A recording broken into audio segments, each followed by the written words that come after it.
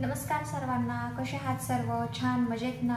मी सोनल स्वागत करते तुमचं आपल्या यूट्यूब चॅनलवरती, ज्याचं नाव आहे मराठी ब्लॉगर सोनल.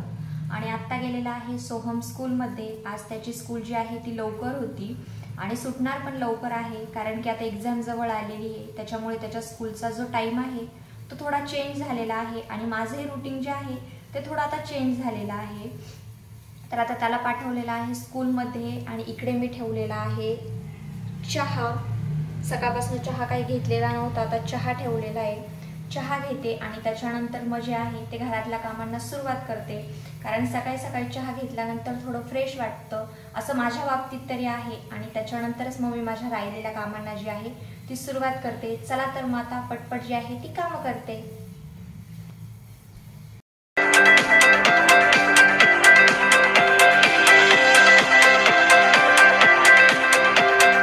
आता सुरू झालेला आहे पितृपक्ष, पितरपाठ. आणि आज जे आहे ते नवमी आहे, तर मम्मीची नवमी करावी लागते. आणि इथे मी 2 पानं जे आहे ते तयार करून घेतलेले आहेत. एक गाईला देणार आहे आणि एक मम्मीच्या फोटो पुढे ठेवायचे.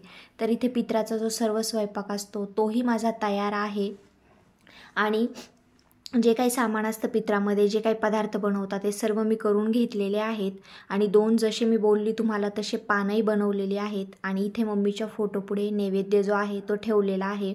आणि फोटोची मी सकाळीच पूजा वगैरे करून घेतलेली होती. आणि असा फोटोपुढे नैवेद्य ठेवायला खरंच खूप वाईट वाटते.